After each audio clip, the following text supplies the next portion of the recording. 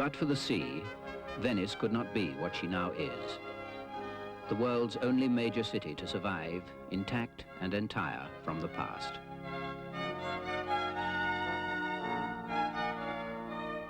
Being built on water has its problems.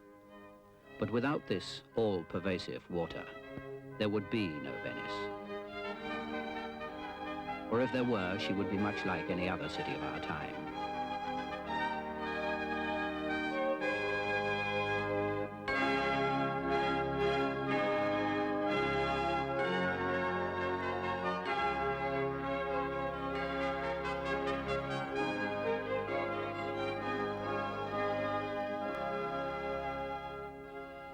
The city of St. Mark, the world's only city without traffic. Just boats and people. Above all, people.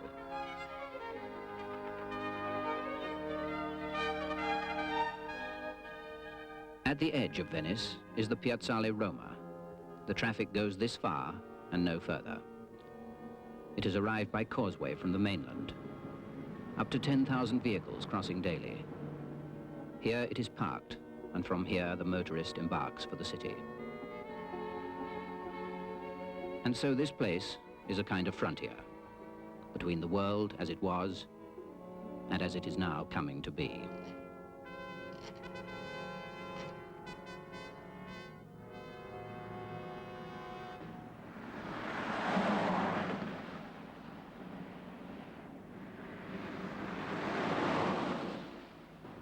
The motor vehicle, one of the great facts of our century. A boon to man. Why otherwise use it so insistently? Why otherwise devise so many shapes and sizes? Adapt to so many places and purposes? Surely no invention has been admitted to so close a partnership with mankind.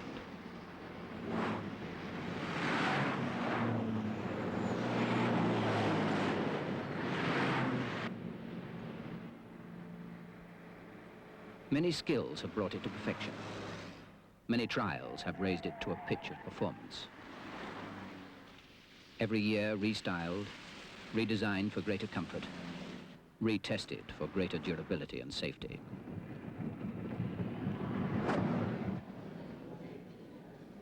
Most men covet it. It is the dream of most families to own one, or a better one, or a second one. Motoring offers freedom to anyone to go where he likes, when he likes. It is at once a means to reach places of recreation and a recreation in itself. It opens new horizons and richer experience to millions. It liberates and it educates.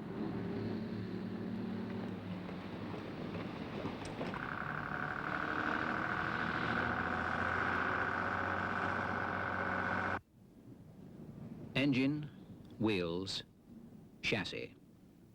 From these basic bones, a machine with which almost anyone can carry almost anything, almost anywhere. So adaptable that the machine itself can in its turn be carried almost anywhere by almost any means.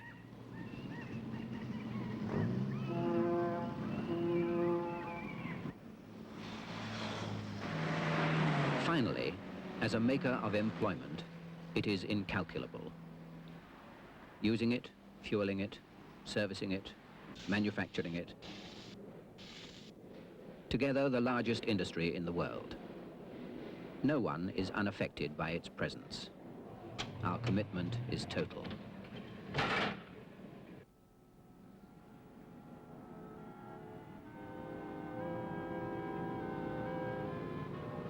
It happened in America in the late 40s. In Western Europe in the late 50s. The tide of traffic creeping up on us until it was higher than our capacity to cope with it. It is happening still.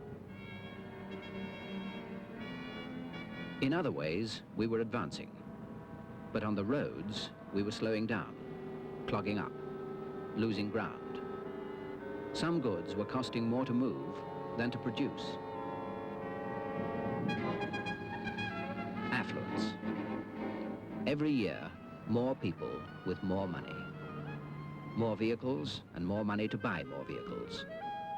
30 million new vehicles a year.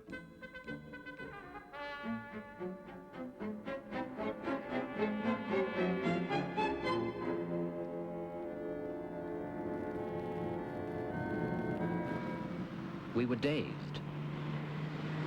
We painted lines and arrows, created one-way streets, invented zones and meters. But while we increased circulation, we did not decrease numbers.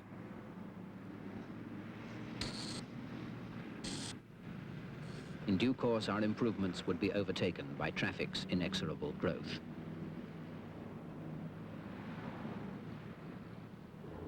But behind the expedients and the stopgaps, in one field, remedy was at hand.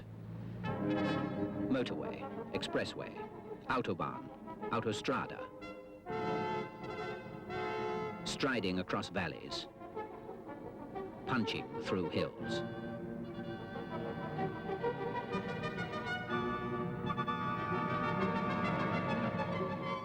The first great road rethink since Rome.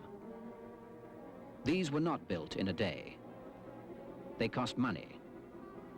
They cost land. But they worked. And with their spread, a solution to the main problems of cross-country driving was at last in sight. But motorways end. By speeding traffic on its way, we were speeding its pile-up on arrival. For roads lead to cities, where most journeys start and finish, where most people live, and where most business is done.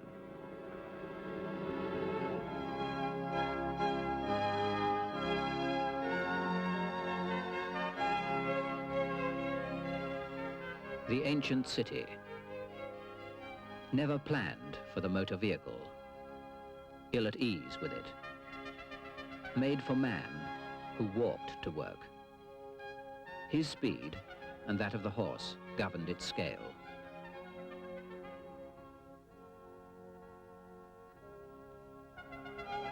The market and the church were its heart, and here, at the historic center, was to grow the great business concentration of our own day.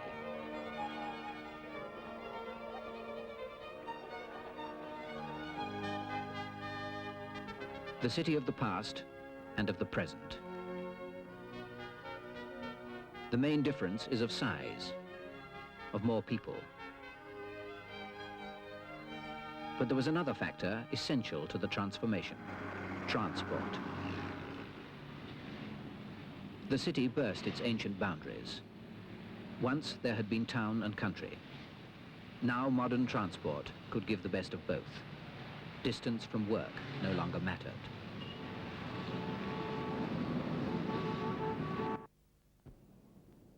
The city spread thinner and wider. Suburbs 19th century style into suburbs 20th century style. The age of public transport and mass commuting had arrived.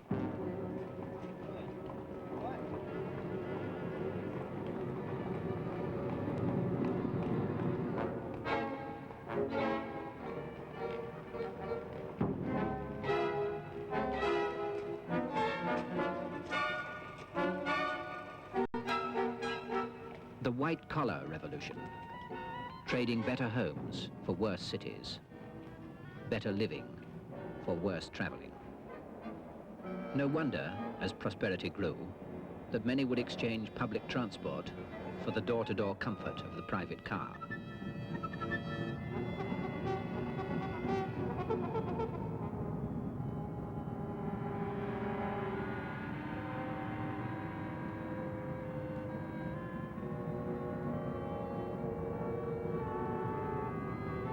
Door to door.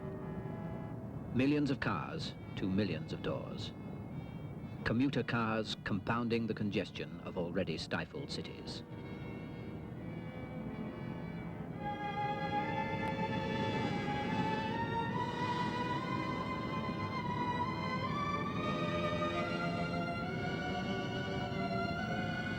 The parked vehicle, tyrant of the townscape, demanding 30 times the space of a standing person, reducing streets by half.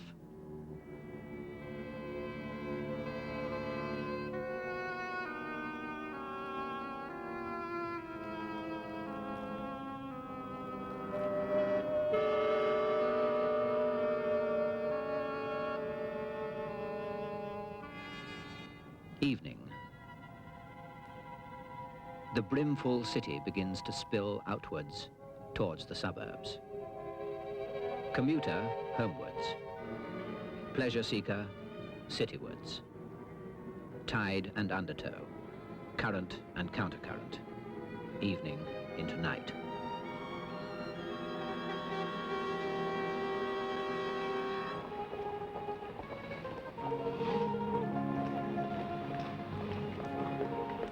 The city, man's historic focus. Congested, chaotic, yet still magnetic, still beckoning its hinterland, still growing.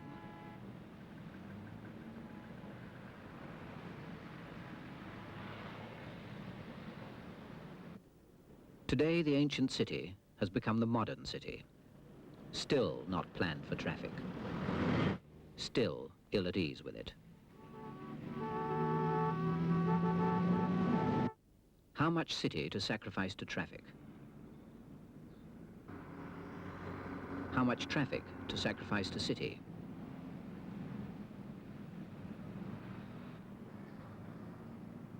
Meanwhile, man's noblest monuments rise over the roofs of vehicles.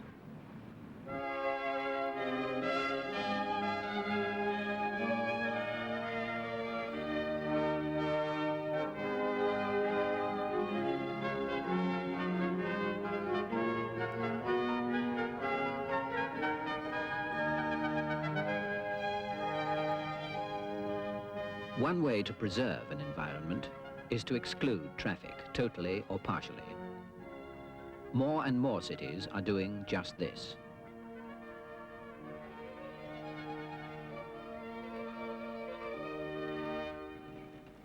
But traffic is lifeblood.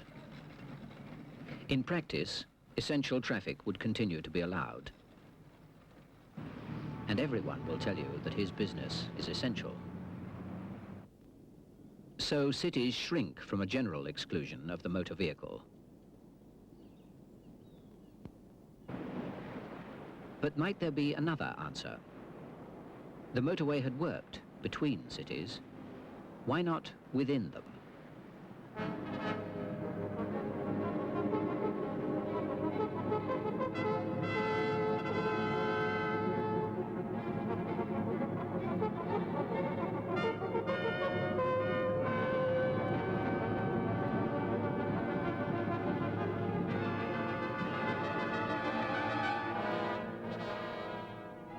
The scale is best seen at the interchanges. 4 directions, 8 changes of direction, with exits and entries, flyovers and underpasses. Small wonder the urban motorway is the big open question of the 1970s. The motorway comes to town. How many hundred houses will it cost? At whose head is the pistol pointed next? Beneath whose windows will the traffic next roar? Above whose roofs will the trucks next rumble?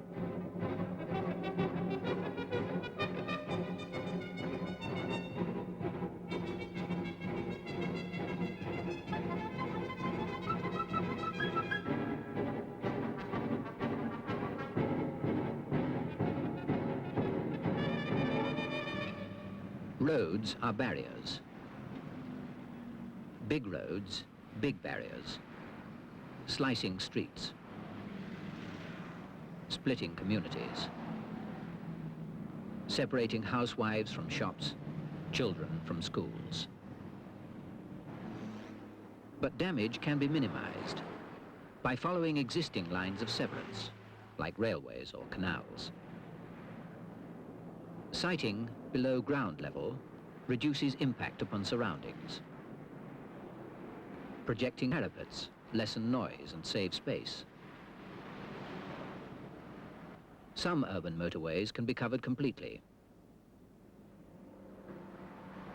Even a steep slope may be turned to advantage. Better still, trees, combined with broad banks. But this can be costliest of all, since a wide corridor must be purchased and landscaped.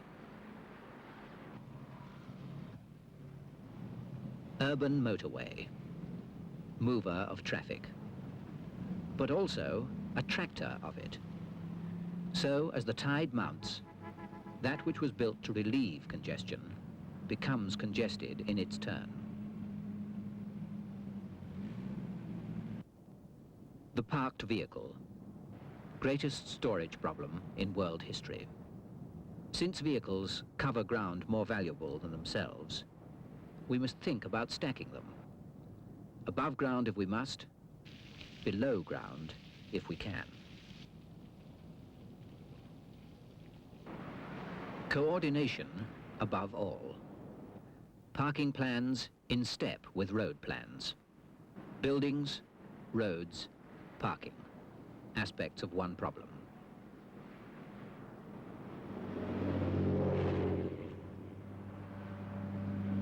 We have seen traffic as vehicles and structures. It is time we saw it as people.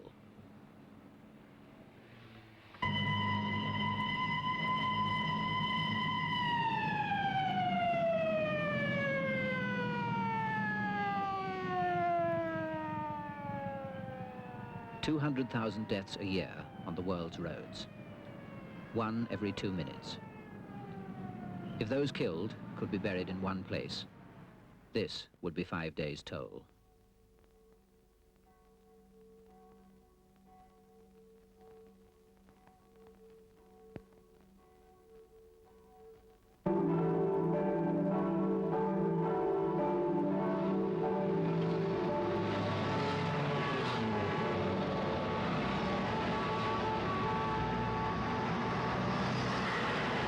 Noise. An assault upon the peace of all peopled places. And traffic, the dominant source of noise in all towns.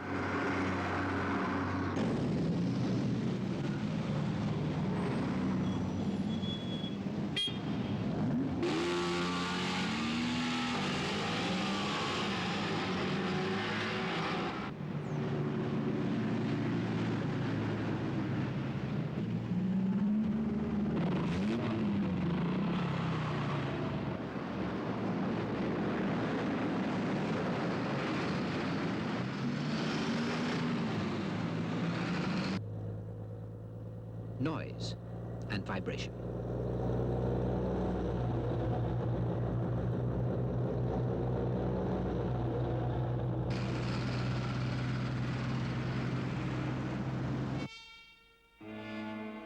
The ugliness of roads and dumps, sordid shoreline of our traffic's tide.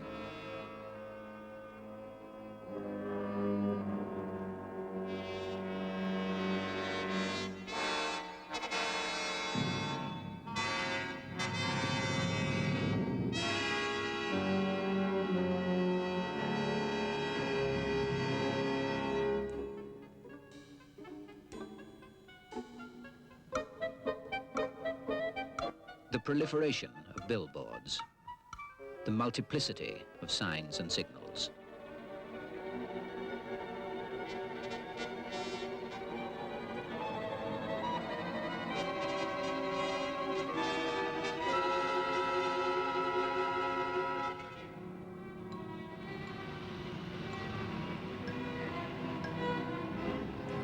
The condition of our roads and streets, men and women, standing in the stink and din, urging more speed upon traffic which moves ever more slowly.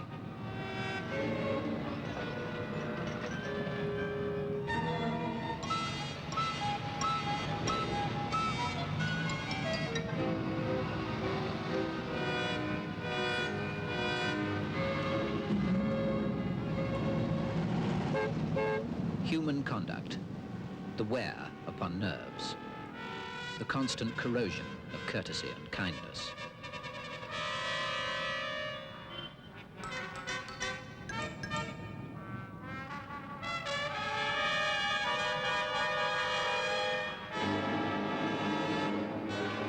The city street, once a balance between people and traffic in the service of both, now a disservice to both. A place of conflict and pollution, a denial of civilized standards. Too many people to widen the roadway, too much traffic to widen the sidewalk. Some older cities with no sidewalks at all. The man in the street on sufferance. The new ethic, that men and women, when not riding in powerful machines, are objects of slight regard.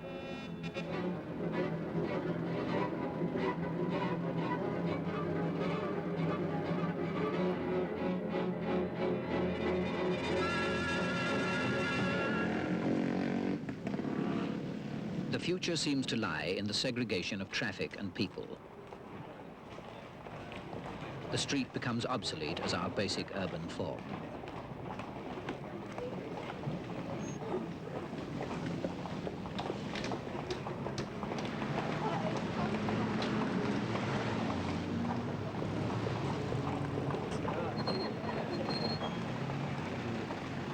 Streets without people, shopping precincts without traffic. Meanwhile, cars continue to sell because we continue to want them.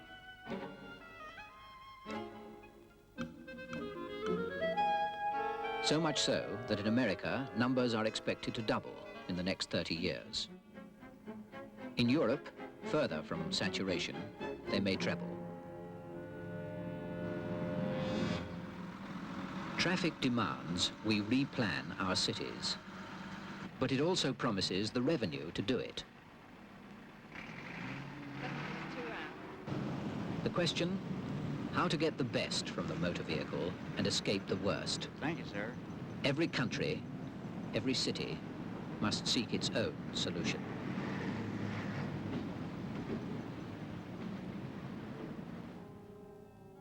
A world dazzled by the car, dazed by the scale of its usage. A world which has found a new way of walking, new feet on which to travel ever further and faster in the pursuit of happiness or business.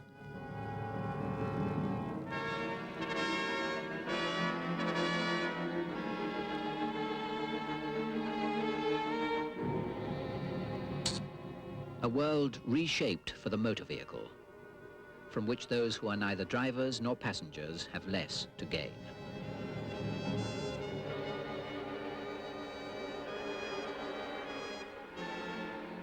A world which respects construction and the grand scale, but neglects compassion and the human scale.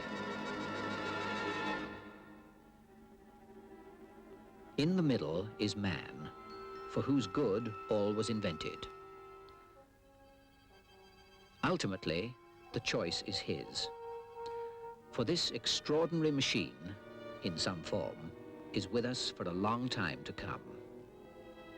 The motor vehicle demands that the world accommodate it, and the world must ask itself how much the motor vehicle is worth.